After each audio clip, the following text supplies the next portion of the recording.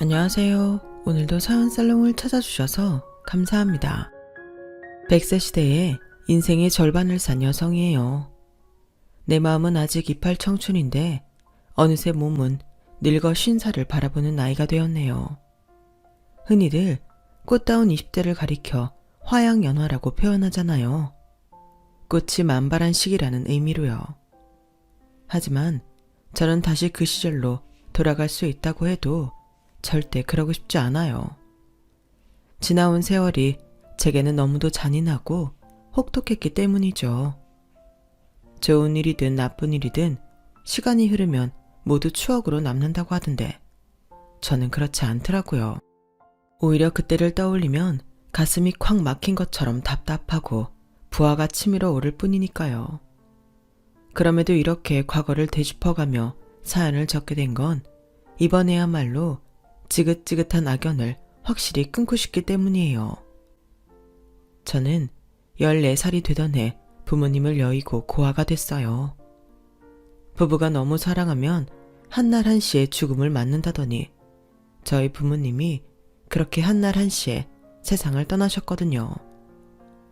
지방에 있는 친척 결혼식에 다녀오신다고 작은아빠와 세 분이서 심야 고속버스를 타셨는데 버스가 전복되는 바람에 세 분 모두 세상을 떠나신 거예요.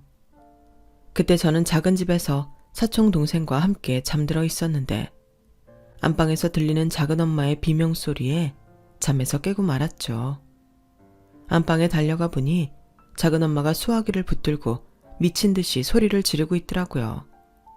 거짓말이라고, 그럴 리 없다고. 우리 애 아빠는 그렇게 죽을 사람이 아니라면서 말이죠. 그때 작은 아빠가 잘못됐다는 건 어렴풋이 알 수 있었어요. 그런데 그게 다가 아니었어요. 전화를 끄는 작은 엄마의 입에선 뜻밖의 말이 흘러나왔거든요. 지은아, 우리 이제 어떡하니? 너희 부모님이랑 작은 아빠가 교통사고로 돌아가셨다는구나. 순간 귀에서 삑 하는 소리가 들리더니 아무 소리도 들리지 않았어요. 그리곤 속이 울렁거려서 헛구역질이 나오기 시작했죠. 화장실로 달려가 변기를 잡고 구역질을 해댔더니 속에서 쓴물이 목구멍을 타고 흘러나오더군요. 한참을 그렇게 변기를 잡고 욱욱대다가 다리에 힘이 풀려서 그대로 주저앉아 버렸어요. 속이 텅 비고 머리는 멍한 상태가 되었죠. 이후로는 정확히 기억이 안 나지만 작은엄마 손에 이끌려 사촌 동생과 함께 택시를 타고 병원으로 갔던 것 같아요. 어느 지역에 있는 병원인지도 모르겠고 그저 물어물어 시신 안치실까지 갔던 것 같아요.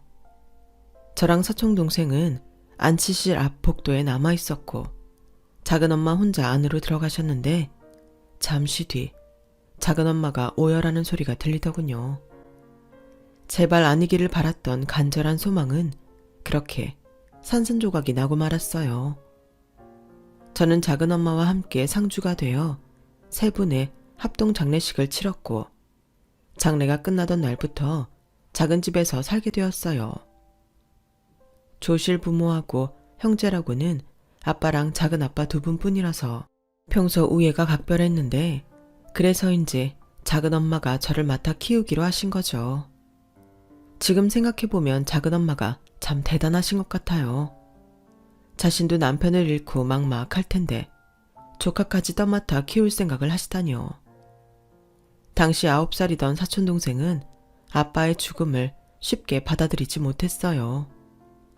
나이가 어린 것도 그렇지만 유독 아빠 사랑을 많이 받고 자라서 그랬던 모양이었죠.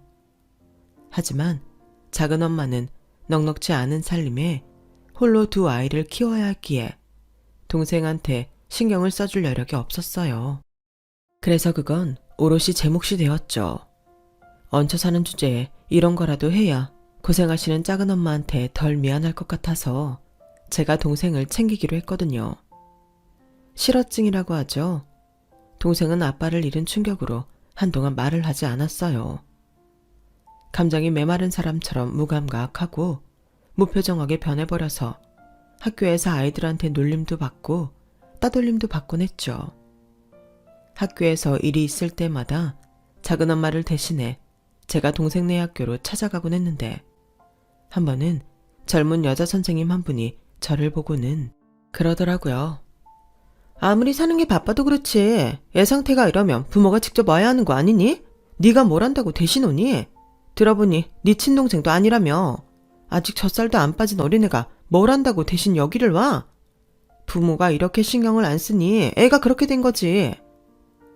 순간 속에서 우라가 치밀었지만 그렇다고 선생님한테 대들 용기는 없었어요. 그저 애꿎은 주먹만 꽉 쥔 채 속으로 욕을 해댔죠. 그랬더니 교무실로 막 들어오시던 동생의 담임선생님이 버럭 호통을 치시더라고요. 선생님, 교육자로서 그게 할 소리입니까? 선생님도 아이를 키우는 입장이면서 어떻게 그런 소리를 함부로 해요? 당장 사과하세요. 그러자 여자 선생님은 얼굴이 발갛게 달아올라선 마지못해 미안하다는 말을 하고는 교무실을 나갔어요. 동생네 담임선생님은 연세가 지긋하신 할아버지 선생님이셨는데 정년 퇴직이 얼마 안 남은 분이라고 하더군요. 그래서 그런지 아이들을 대하는 눈빛이 마치 할아버지가 손주를 보는 눈빛처럼 따뜻한 분이셨어요. 선생님께서는 제 손을 꼭 잡아주시며 그러시더군요. 어른도 실수는 하는 법이란다. 그러니 방금 전에 들은 말은 가슴에 담지 않았으면 좋겠구나. 오늘 보자고 한 건 좋은 소식을 전하려고 부른 거란다. 사촌동생이 같은 반 친구를 때렸다는 얘기를 전해 들었는데 좋은 소식이라니 이건 또 무슨 소린가 싶었어요. 들었겠지만 지영이가 반 친구랑 싸움을 했거든. 물론 싸움을 한 거는 잘못된 행동이지만 현재 지영이 상태에서는 좋은 신호이기도 해. 어찌됐건 간에 자기 감정을 표출한 행동이니까. 그동안 마음의 문을 닫고 있던 지영이가 조금씩 자기 감정을 드러내게 됐다는 건 상태가 호전되고 있다는 증거가 아니겠니? 그러니까 너무 걱정 말고 조용히 옆에서 지켜봐 주셨구나. 나직한 목소리로 조곤조곤 말씀을 해주시는데 이상하게 울컥하더라고요. 저희 부모님과 작은아빠가 세상을 떠나신 뒤 제 주위에서는 제게 동정 섞인 시선만 보내왔었는데 그날 담임선생님은 달랐어요. 별거 아닌 말이었지만 왠지 모르게 위로를 받는 기분이었어요. 마치 제게 닥친 지금의 상황에 대해 괜찮다고 점점 나아지고 있으니 안심하라는 말처럼 들렸으니까요. 그날 선생님께서는 저와 사촌동생을 데리고 근처 중국집에 가서 짜장면을 사주셨어요. 그날 선생님에 대한 기억 때문인지 제게 있어 짜장면은 위로와 위안의 음식으로 남게 되었답니다. 당시 작은 엄마는 파출 도우미를 하셨는데 선천적으로 몸이 약한 분이라서 일을 마치고 돌아오시면 밤새 끙끙 앓고 나셨어요. 그러면서도 틈틈이 빌딩 청소 아르바이트도 하시고 식당에서 서빙 아르바이트도 하셨어요. 그래서 가끔 집안 행사 때 보게 되는 친척들 사이에선 말들이 많았죠. 아니, 지은이 앞으로 남겨진 지 부모 사망보험금이 꽤 되지 않아? 지영이 아빠 것도 그렇고. 근데 왜 저리 억척이래? 혹시 보험금을 날려먹은 거 아니야? 맞네, 맞아. 그러지 않고서야 저 억척을 떨고 살 리가 없지. 그러게, 애초에 지은이 떠맡겠다고 할 때부터 이상했어. 자기 남편도 죽은 마당에 시숙자식을 왜 지가 맡아? 그게 다 보험금 노리고 그런 거지. 세상에 공짜가 어딨어? 말이 한 다리씩 건너갈 때마다 혹시나 하는 생각은 확신으로 굳어져 버렸고 그 바람에 작은 엄마는 남편과 시숙 부부 사망보험금에 눈이 먼 몹쓸 사람으로 낙인 찍혀버렸어요. 그리고 그 무렵부터 얼굴도 기억 안 나는 친척들이 집으로 찾아오기 시작했죠. 목적은 하나였어요. 저희 부모님과 작은아빠 앞으로 나온 사망보험금이었죠. 재수씨, 그러지 말고 딱 2천만 빌려주세요. 두 형제의 큰 재수씨까지 죽었으니 사망보험금만 해도 꽤 나왔을 거 아닙니까? 그냥 달라는 거 아니에요. 이자까지 쳐서 줄 테니 딱 3개월만 씁시다. 네? 형님, 우리가 더 급해요. 형수, 그 돈 저 좀 빌려주세요. 내가 은행이자? 아니, 달러이자로 쳐드릴게요. 하루가 멀다 하고 찾아와선 맡겨놓은 돈 달라는 사람들처럼 돈 타령을 해댔어요. 그 바람에 저희 집은 하루도 조용할 날이 없었죠. 그래서 시달림에 못 이겨 결국 이사까지 하게 되었어요. 그때 이사한 집에서 첫날 밤을 보내는데 작은엄마가 그러시더라고요. 지은아, 너도 너희 부모님 앞으로 나온 보험금 어떻게 됐는지 궁금하지? 사람들 말처럼 작은엄마가 다 써버린 건 아닌가 걱정되지 않아? 상관없어요. 저희 부모님 돌아가시고 저 키워주겠다고 하신 분은 작은엄마 한 분뿐이었잖아요. 그 돈 작은엄마가 다 가지셔도 돼요. 예, 너 그렇게 세상 모르게 살면 안 된다. 너도 봐서 알지? 이 집안 사람들 우리 힘들 땐 누구 하나 연락 안 하더니 돈 냄새 맡으니까 벌떼처럼 달려드는 거. 세상이 그렇다. 남보다 아는 사람들이 더 매정하고 무서운 법이야. 그러니까 지은이 너도 앞으로 네 거는 네가 잘 챙기고 살아야 돼. 그러면서 제게 예금 통장을 하나 내어주셨어요. 이거는 절대 남한테 보여주면 안 돼. 잘 가지고 있다가 너 대학 등록금으로도 쓰고 시집갈 때 혼수 비용으로도 써. 작은엄마가 관리해 주려고 했는데 괜한 소문이 나는 걸 보니 그러지 않는 게 좋을 것 같구나. 제가 몇 번이나 필요 없다고 작은엄마가 가지고 계시라고 하는데도 끝까지 거절하셨어요. 내가 너 키우겠다고 한 건 네가 내 시족하라서 그런 게 아니야. 너희 엄마하고 우정 때문에 그런 거지. 알잖니? 네 엄마랑 나 동서지간이기 전에 세상 둘도 없는 친구 사이였던 거. 만약 내가 먼저 세상을 떠났다면 너희 엄마도 우리 지영이 데려다 키워줬을 거다. 그러니까 나한테 빚진다 생각 말고 당당하게 살아. 넌 이제 내 딸이고 지영이 언니니까. 알았지? 주변에서는 뭐라고 하든 작은엄마는 저를 친딸처럼 돌봐주셨어요. 그러니 저 역시 사촌동생을 친동생처럼 여길 수밖에요. 하루아침에 사랑하는 가족을 잃은 우리 세 사람은 그렇게 서로를 의지하며 힘든 시간을 버텨나갔어요. 하지만 얼마 지나지 않아 또다시 시련이 찾아왔어요. 제가 고등학교를 졸업하고 대학에 들어가던 해 작은엄마가 세상을 떠나신 거예요. 예전부터 몸이 안 좋으셔서 병원에 자주 다니시기는 했는데 뚜렷한 병명이 나오지 않아서 이렇다 할 치료를 받지 못하고 있었거든요. 그런데 이미 손쓸 수 없는 지경에 이르러서야 그 병명을 알게 된 거예요. 복마감 사기였죠. 이미 다른 기관에 전이가 된 상태라서 생존율은 고작 1%에 불과했어요. 그리고 그 처참한 확률은 안타깝게도 틀리지 않았어요. 진단을 받은 지 3개월도 되기 전에 작은엄마가 세상을 떠나셨으니까요. 작은아빠가 돌아가시고 그 충격으로 1년 넘게 실어증까지 걸렸던 사촌동생은 또다시 엄마와 이별을 하게 된 거예요. 그나마 다행이라면 이번에는 전처럼 실어증이 생기지 않았다는 거였죠. 그건 덜 슬퍼서가 아니라 적어도 이별을 하기 위한 3개월의 시간을 가질 수 있었기 때문일 거예요. 작은엄마 장례를 마치고 집으로 돌아오는 차 안에서 사촌동생이 그러더군요. 언니, 이제 나도 고아가 됐어. 이제 나한테 가족은 언니뿐인 거지? 언니는 나 안 버릴 거지? 겁에 질린 눈으로 저를 바라보는 사촌동생을 보니 5년 전 제 자신을 보는 것 같았어요. 작은엄마 눈에도 내가 이렇게 보였겠구나 생각하니 왠지 모르게 기운이 나더라고요. 내가 지켜야 할 사람이 있다는 사실에 이렇게 주저앉을 수는 없다 생각했거든요. 그래서 어린 동생을 위해 제가 정신을 바짝 차려야 했어요. 가장 시급한 건 생활비를 버는 거였어요. 통장에 부모님 보험금은 들어 있었지만 그걸 빼먹고 살기에는 아직 살아야 할 날들이 많았으니까요. 그래서 대학에 휴학계를 내고 일자리를 찾아 나섰어요. 다행히 같은 과 친구가 소개를 해줘서 동대문에 있는 도매시장에서 일을 할 수 있게 되었죠. 밤 9시부터 오전 5시까지 하는 일이라서 낮 시간에 동생을 챙겨줄 수 있고 살림도 할 수 있으니 제게는 딱이었어요. 그렇게 시작된 시장일은 맞은편에 밀리오레와 두타 같은 쇼핑몰이 생기면서 변화가 생겼어요.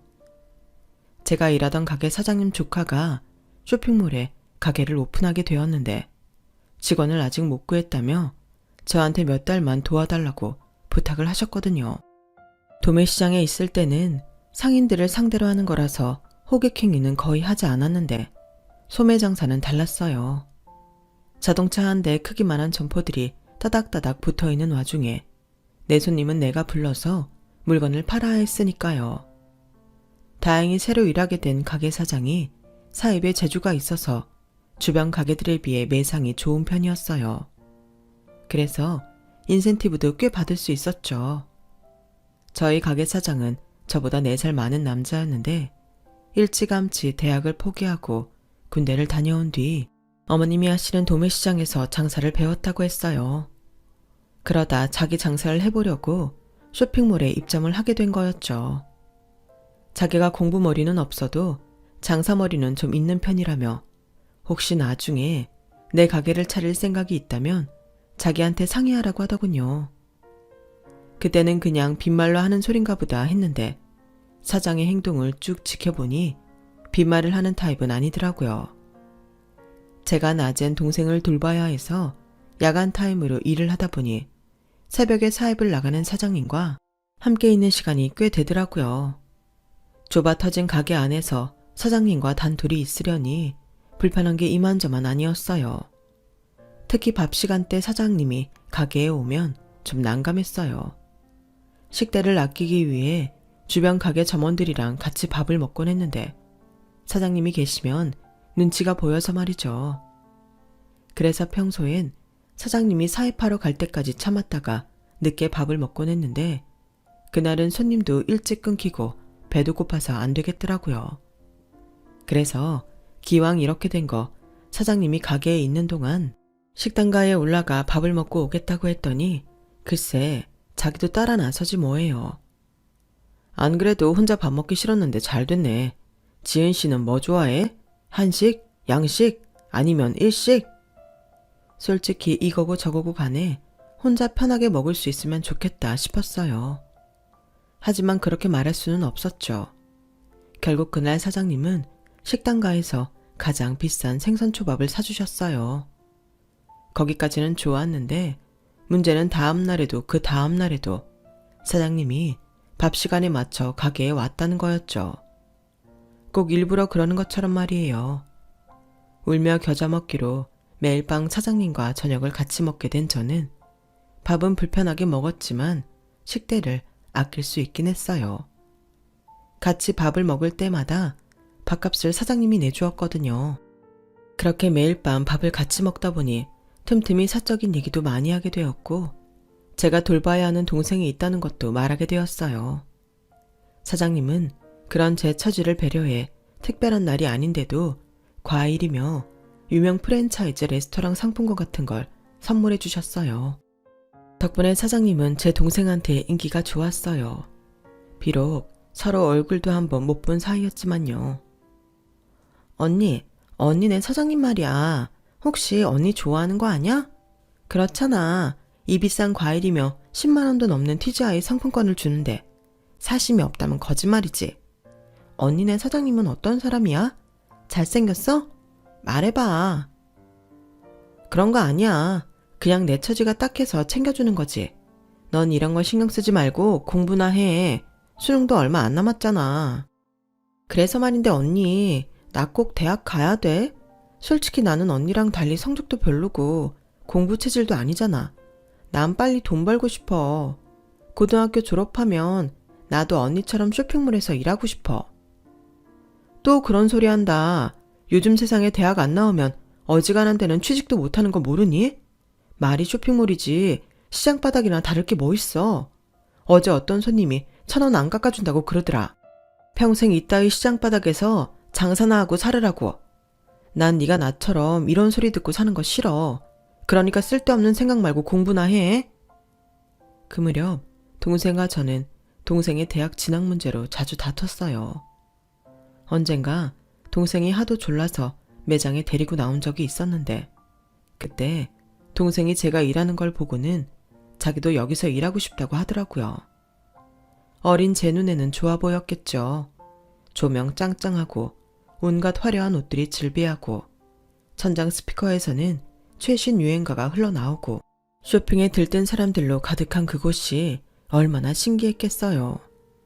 거기다 사입을 하기 전 물량 체크를 위해 가게에 나왔던 사장님이 동생한테 옷도 선물해주고 용돈도 주고 식당가에 데려가 초밥까지 사 먹였으니 제 직장에 대한 동생의 호감도는 하늘을 찔렀죠.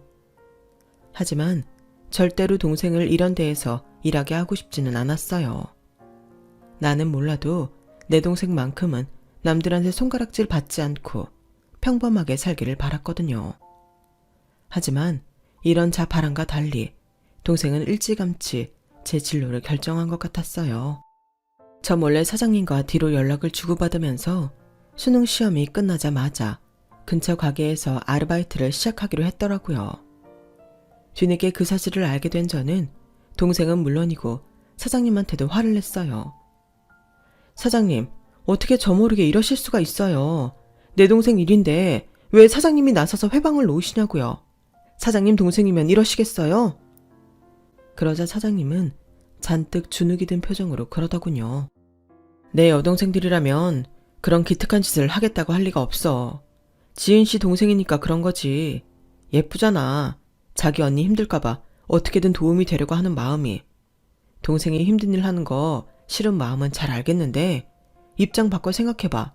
지은 씨 동생은 자기 때문에 대학까지 그만두고 장사를 하는 언니한테 얼마나 죄책감을 느끼겠어? 여기서 아르바이트 하면서 그 죄책감을 조금이나마 줄일 수 있다면 그것도 나름대로 좋은 방법 아닐까? 사장님 얘기를 듣고 보니 그 말이 맞는 것 같더라고요. 그동안 저는 동생을 위한답시고 온실의 화초처럼 가꾸려 들기만 했지 동생이 가지는 심적 부담감은 신경 쓰지 않았거든요.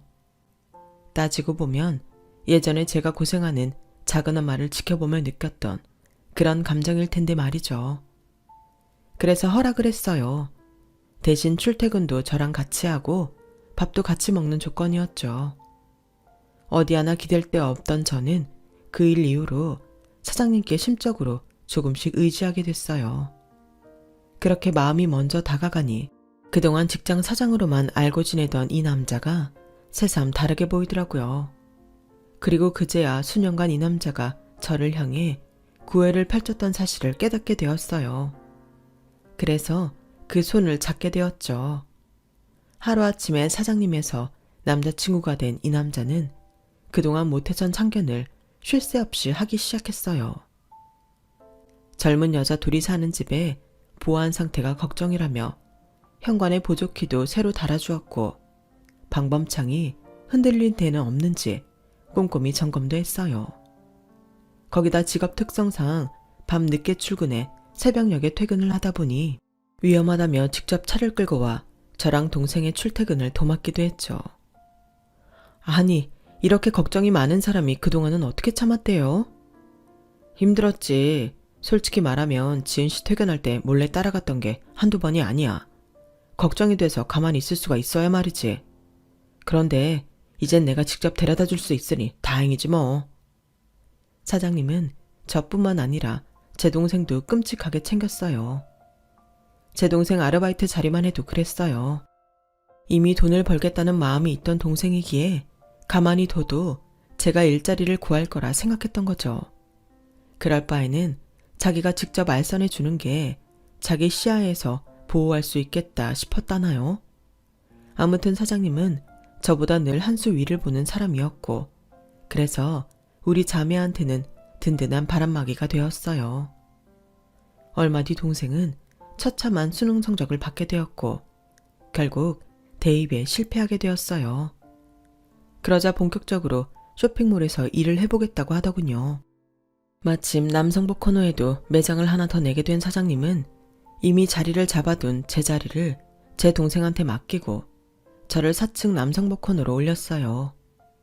처음 몇 주는 고전을 면치 못하던 매장이 슬슬 단골도 생기면서 어느 정도 자리를 잡게 되자 사장님이 결혼을 하자고 하더라고요. 당장 하자는 건 아니야. 올해는 내가 9수라서 당장 하고 싶어도 못하거든. 그러니까 우리 내년 봄에 결혼하자. 너랑 지영이 그렇게 사는 거 두고만 볼 수 없어. 여자 둘이 사는 건 너무 위험하다고. 우리 결혼해서 셋이 살자. 내가 너 아끼는 만큼 네 동생 지영이도 아껴줄게. 약속해. 그 말을 듣는데 좋았어요. 나를 지켜주기 위해 결혼을 하고 싶다는 말도 좋았고, 무엇보다 내 동생을 아껴주겠다는 그 말에 감동했거든요. 결혼을 약속한 뒤 본격적으로 사장님 가족에 대한 이야기를 들을 수 있었어요. 아버님은 10년 전에 돌아가셨고, 현재 어머님과 두 여동생과 함께 살고 있다더군요. 아버님이 살아생전에 도매시장에서 가게를 크게 하셨는데, 현재는 2살 어린 여동생이 어머님과 함께 맡아서 하고 있다고 했어요. 막내 여동생은 아직 고등학생이고요. 그런데 남편 얘기를 들어보니 여동생들과 사이가 그리 좋지 않은 것 같더라고요. 내 입으로 이런 말 하기는 그렇지만 둘 다 아직 철이 없어. 바로 밑에 동생은 고등학교도 졸업하기 전에 사고를 쳐서 결혼을 했다가 얼마 못 살고 이혼하곤 지금은 애를 데리고 집에 들어와 살아. 하도 정신을 못 차리길래 엄마 가게에서 일하게 했는데 툭 하면 삥땅을 쳐서 금고엔 손도 못 대게 하고 있지. 막내는 얘도 꼴통인데 헛바람이 불어서 연예인 되겠다고 하라는 공부는 안 하고 연예인 뒷공문이만 쫓아다니지 뭐야. 내 동생들이지만 정말 답이 없다니까. 그래도 내 말은 잘 들으니까 혹시라도 내 동생들이 까불면 나한테 말해. 그땐 그저 흘려들은 얘기였는데 본격적으로 결혼을 준비하며 시댁 식구들과 자주 만나게 되니 남편 말이 피부에 와닿더라고요. 왜 큰 시누이한테 철이 없다고 했는지, 둘째 시누이한테 꼴통이라고 했는지 피부에 짝짝 와닿았어요. 언니, 구하라면서요? 이런 말 하긴 좀 그렇지만 솔직히 부럽다. 언니 마음대로 살 수 있었을 거 아냐. 돈도 마음대로 쓰고 집에 남자친구도 마음대로 데려가고. 나도 언니처럼 자유롭게 살고 싶다. 아무리 철이 없다지만 남의 가슴 아픈 가정사를 두고 이런 소리를 하다니 제 귀가 의심스럽더군요. 그런 말 마세요. 부모님이 옆에 계신 것만큼 힘이 되는 것도 없어요. 적어도 이 세상에서 아무 대가 없이 나를 사랑해주는 유일한 분들이니까요. 어머, 이게 무슨 도덕 교과서 같은 소리야? 언니, 가만 보니까 가식 쩐다. 이래서 우리 오빠가 홀딱 넘어간 거구나? 쥐뿔도 없이 혹 같은 동생까지 달고 왔다길래 어떤 사람인가 했더니 완전 여우였네. 언니, 되도 않는 거짓말 하지 말고 앞으로 며느리 노릇이나 잘하세요. 내가 두고 볼 테니까. 와, 이건 그냥 철만 없는 게 아니라 개념도 없고 위아래도 없더라고요. 그런데 이 정도는 애교에 불과했어요. 적어도 둘째 시누이에 비하면 말이죠. 언니, 나 10만 원만. 오늘 공개방송 가야 하는데 용돈이 떨어졌다요. 좀 주세요. 누가 막내 아니랄까봐 애교를 떨면서 용돈 타령을 하더군요. 그래서 용돈을 한 번 줬더니 이날 이후 툭 하면 찾아와서 용돈을 뜯어가지 뭐예요. 보름 사이 제 월급만큼이나 뜯어가 놓곤 미안한 기색도 없었어요. 마치 ATM 기계에 돈을 뽑으러 오는 사람처럼 너무 당당하더라고요. 그래서 더는 안 되겠다 싶어 한마디 했더니 얼굴색을 싹 바꾸며 그러지 뭐예요. 아씨, 누가 1억을 달래 2억을 달래. 꼴랑 10만 원짜리 한 장 쥐어주면서 어디서 생색이야. 솔직히 말해서 언니, 우리 오빠 돈 보고 결혼하는 거잖아. 지는 순둥이 같은 우리 오빠한테 돈 쫙쫙 빼먹으면서 나한텐 이 정도 껌값도 못 쓰겠다는 거야? 씨발, 완전 도둑놈 심보네. 아가씨, 말 가려하세요. 난 그쪽 오빠 돈 보고 사귄 것도 아니고 앞으로도 남편 등골 빼먹고 살 생각 추호도 없어요. 그리고 어디서 육짓거리예요? 내 입 가지고 내가 말하는데 네가 뭔 상관이야. 나보다 나이 처먹었으면 다냐? 그때였어요. 저녁 같이 먹자고 저희 매장에 들렀던 동생이 저한테 욕설을 퍼붓는 시누이를 보고 순간 욱해서 머리채를 잡아버린 거죠. 너 뭐냐? 네가 뭔데 우리한테 욕을 하고 지랄이야. 당장 사과해. 사과하라고. 머리채를 잡힌 시누이는 제 동생 소나기에서 빠져나오려 낑낑대면서 발악을 했지만 제 힘으로는 도저히 안 되겠는지 싹싹 빌며 사과를 하더군요.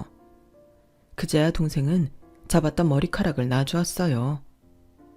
너 오늘은 내가 조용히 끝내는데 한 번만 더 이따위 짓 하면 가만 안 둬. 알았어? 그제야 작은 신우이는 꽁지가 빠지게 도망을 쳤어요. 언니, 이 결혼 괜찮겠어? 저런 걸 신우이로 두고 어떻게 살아? 아니, 어떻게 지 옳게 될 사람한테 저딴 욕을 하냐? 제정신이래? 나 아무래도 안 되겠어. 형부한테 한마디 해야지. 그러지 마. 나부터라도 내 동생에 대해 안 좋은 소리 하면 못 참겠는데 네 형부라고 다르겠니? 살면서 내가 잘 고쳐나갈게. 언니는 사람을 그렇게 몰라? 저런 건 절대 안 고쳐져. 인성 자체가 글러먹은 거라고. 그리고 형부도 이미 알걸? 저런 애가 집에서는 멀쩡했겠어?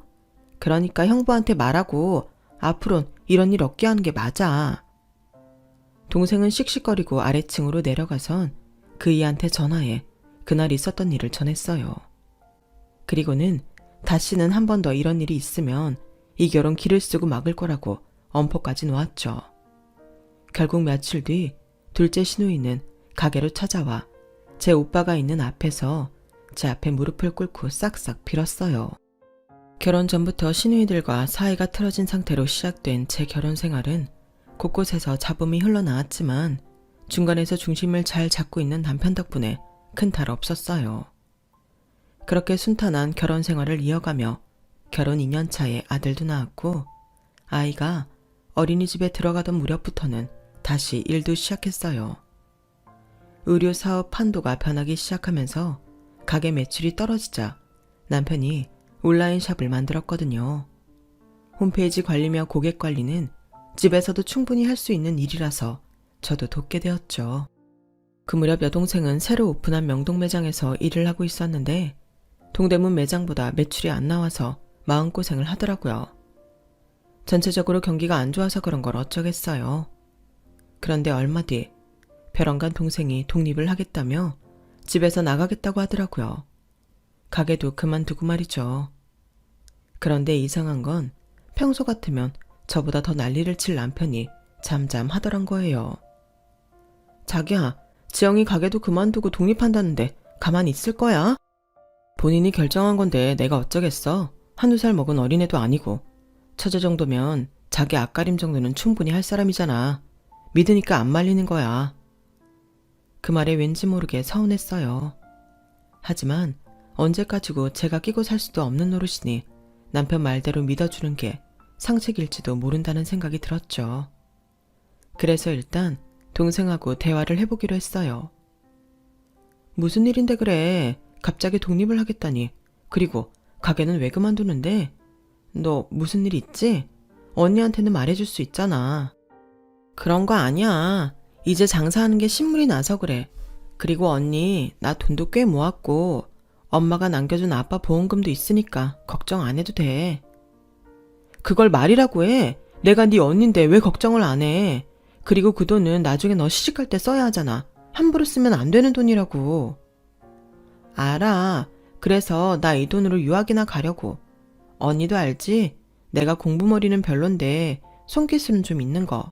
나 기왕 의류 쪽에 발 들인 거 제대로 공부해보고 싶어. 생각 같아선 이태리나 영국으로 가고 싶지만 언니도 알다시피 내가 영어가 안 되잖아. 그나마 좀 할 수 있는 건 이러니까 일본으로 갈까 해. 모처럼 무언가를 해보겠다는 동생을 말릴 수 없어서 할 수 없이 허락을 했어요. 대신 갈 때 가더라도 제대로 준비해서 가라고 전문 유학원에 의뢰해 유학 준비를 시켰어요. 그렇게 반년 동안 준비를 한 동생은 일본으로 유학길에 올랐어요. 남편은 마음만 먹으면 당일치기로도 보고 올 수 있는 거리인데 너무 걱정 말라고 했지만 14살 때 이후로 하루도 빠짐없이 같이 붙어있던 동생이 떠나자 상실감이 꽤 컸어요. 그래서 한동안은 툭하면 스카이프로 동생한테 전화를 걸었고 김치며 라면 같은 부식도 수시로 보내주었어요. 하지만 눈에서 멀어지면 마음에서도 멀어진다더니 육아를 하며 일까지 하려니 동생한테까지 신경 쓸 여력이 없더라고요.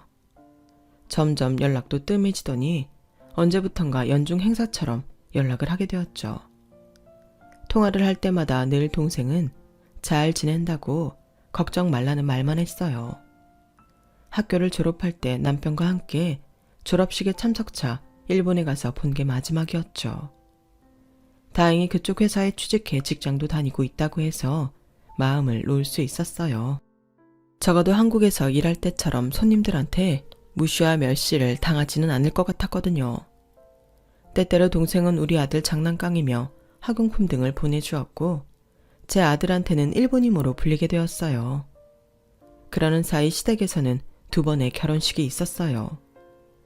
이혼녀였던 큰 시누이가 재혼을 했고 둘째 시누이 역시 얼마 뒤 결혼을 했거든요. 큰 시누이 내외는 어머님 가게에서 일을 했는데 시누이보다 3살 아래인 아주버님이 워낙 빠릿빠릿해서 시어머니와 남편이 꽤 신임하게 되었죠. 철없는 시누이를 위해선 잘된 일이었어요. 둘째 시누이는 연예인을 하겠다고 헛물을 켜고 다니다가 사기 계약에 휘말리면서 수천만 원을 날리고는 오빠한테 끌려와 다시는 그쪽 계통엔 고개도 안 돌리겠다는 약속을 하고서 남편 밑에서 일하게 되었어요. 그러다 연매장에서 일하던 직원과 눈이 맞아 결혼까지 하게 된 거죠. 시누이들의 결혼으로 시댁은 명절 때마다 북적였어요.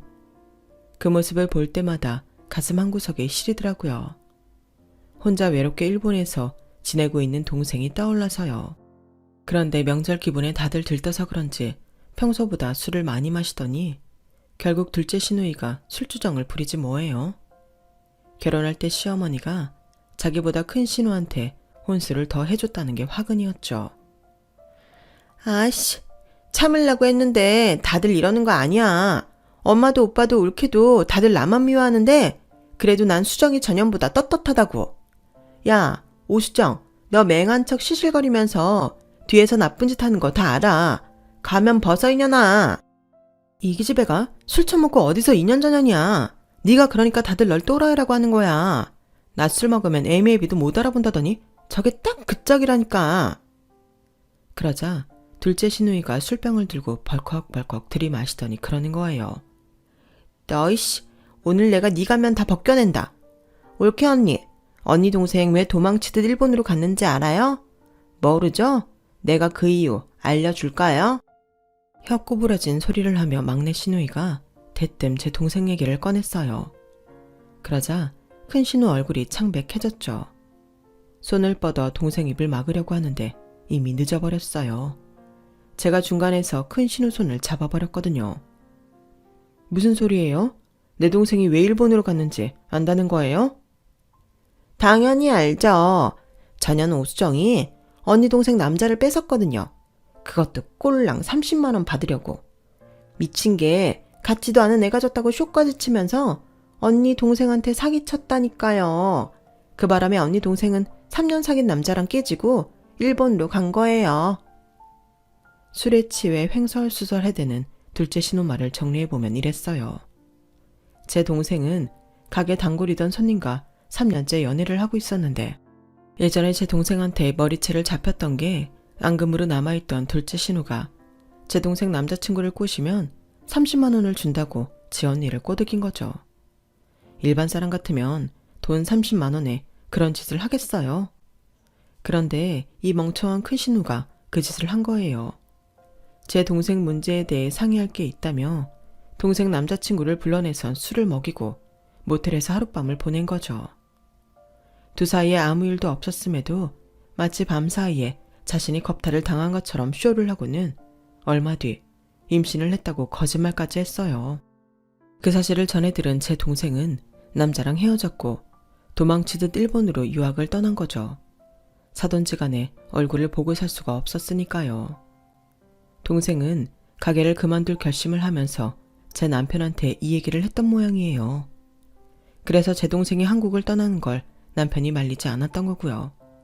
그런데 이게 다 두 시누이가 짜고 버린 짓이라니 그깟 30만 원에 한 사람의 인생을 망가뜨리는 파렴치한 짓을 해놓고도 잘났다고 떠드는 꼴을 보니 피가 거꾸로 솟는 것 같았어요. 그래서 앞에 있던 술상을 뒤엎고 둘째 시누 머리채를 잡았죠. 큰 년은 멍청해서 그렇다 치고 넌 도저히 용서가 안 된다. 네 인생 네가 망쳐먹은 건 나 상관 안 해.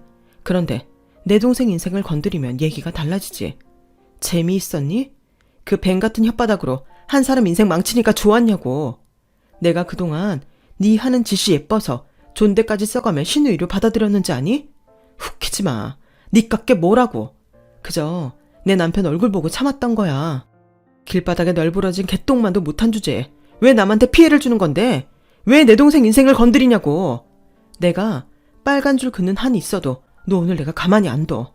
너 내 손에 오늘 죽은 줄 알라고.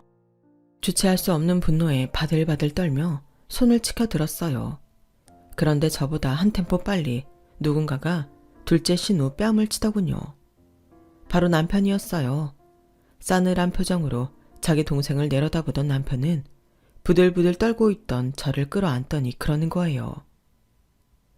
저런 하찮은 것 때문에 당신 손 더럽힐 필요 없어.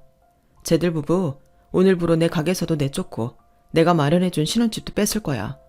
앞으로는 저기 집에 가 길바닥에 나앉든 굶어서 죽든 신경 안 쓰고 살면 돼.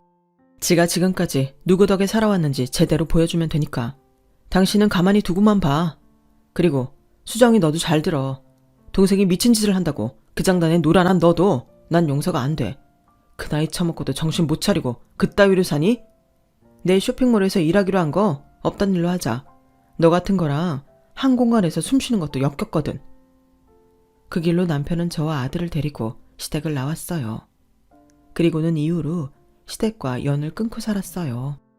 물론 시어머니는 딱히 제게 해를 끼치신 건 없지만 당신 딸들이 그런 짓을 벌이는 걸 옆에서 다 보고 이미 다 알고 있었음에도 끝까지 저보고 이해하라고 하시더라고요. 괜히 여자 하나 잘못 들어와서 남매들 사이 갈라놔야 되겠냐면서요. 그런 시어머니가 못내 괘씸해서 보고 싶지 않았어요. 몇 년 뒤 들리는 소문에 의하면 어머님이 하시던 도매 가게는 큰 신우의 내외가 들어먹고 살던 집은 둘째 신우 때문에 날려먹었다고 하더군요. 그때쯤인가 큰 신우가 집으로 찾아와 돈 좀 빌려달라고 울며 불며 사정을 했는데 남편이 현관문도 열어주지 않고 돌려보냈어요. 대신 어머님이 들어가 계신 요양원 비용은 남편이 대주기로 했죠. 그렇게 8년이 지난 지금 어머님이 세상을 떠나셨어요. 다시는 보고 싶지 않은 얼굴들이지만 그래도 부모가 세상을 떠나는데 어떻게 모른 척 하겠어요. 그래서 두 시누이한테도 부고를 알렸죠. 그랬더니 득달같이 달려와서는 영정 앞에 향도 피울 생각 않고 대뜸 유산은 얼마나 있냐고 묻더라고요. 그 모습에 인간은 고쳐 쓰는 게 아니란 말이 생각났어요. 유산은커녕 그동안 요양원에 계시면서 쓰신 비용도 저희가 냈다고 하자 들은 척도 않고는 장례식장의 입구에 놓인 부조함을 살피더라고요. 그리고는 두 신우가 서로 자기가 부조금을 챙기겠다고 싸우는 거예요. 손님들 보기 남사스러울 정도로요. 그런데 그 순간 부고를 듣고 달려온 제 동생이 두 사람을 보게 된 거예요. 일본 유학 후 일본에서 취직해 직장 생활을 하던 동생은 한국 기업에 스카우트 돼서 한국에 돌아온 지 몇 년 되던 참이었죠. 원래 키도 크고 스타일이 좋았던 것도 있지만 아무래도 명품 관련 패션업에 종사하다 보니 온몸에 명품을 두르고 있었죠. 구두부터 스타킹, 고급스런 투피스에 팔에 걸린 백까지 소형차 한 대 값은 좋게 되는 그 모습을 본 두 시누이는 입만 쩍 벌리고 있었어요. 그러다 둘째 신우가 말을 걸었죠. 네가 어떻게 그런 비싼 백을 손에 들고 있어? 우리 오빠 집에 빌붙어 살던 거지가? 무슨 돈이 있어서 그런 걸 쓰고 사냐고. 너 이거 짝퉁이지? 짝퉁이 아니고선 네가 어떻게 그 백을 들고 다니냐고. 그러자 제 동생은 눈을 살짝 내리깔고는 말했어요. 원래 돼지 눈에는 돼지만 보이고 부처 눈에는 부처만 보이는 거야. 짝퉁만 쓰고 사는 네 눈에 번들 짝퉁으로 안 보이겠니? 적어도 오늘만큼은 인간 대접 받고 싶다면 네 어머니 장례식에서 그런 추태는 보이지 마라. 너무 없어 보인다. 하긴 없는 사람한테 없어 보인다고 하는 건 당연한 얘긴가? 비켜. 구질구질한 니들하고 말 섞기 싫으니까. 아, 수정 언니. 그래도 언니한테 고마운 건 있어요. 언니가 한 거짓말 때문에 내가 이렇게 성공했잖아요. 이걸 전화위복이라고 해야 하나? 언니 사는 꼴 보니 안 됐긴 하지만 그래도 이게 다 자업자득이다 생각하고 사세요. 원래 나쁜 짓 하고 사는 인간들 최후가 그런 거니까. 동생은 두 자매를 내려다보며 혀를 차고는 안으로 들어왔어요. 그리고는 국화 한 송이를 집어 시어머니 영정 앞에 내려놓았죠. 그날 동생의 행동에서는 승자의 여유가 느껴졌어요. 그리고 그건 자신의 인생을 포기하지 않고 노력으로 성공을 일군 단단한 의지이기도 했어요. 제 동생이지만 참 멋지죠? 우리의 인생에도 이렇게 통쾌한 복수만 있다면 얼마나 좋을까요? 물론 그 과정은 힘들겠지만요. 앞으로도 좋은 일들이 동생에게 많이 있었으면 좋겠습니다. 제 사연을 들어주셔서 감사합니다. 들어주신 여러분들도 항상 꽃길만 걸으시길 바랍니다. 여러분, 사연 댓글에 응원과 현명한 조언 부탁드려요. 좋아요와 구독은 저에게 큰 힘이 됩니다. 오늘도 좋은 일 가득하세요.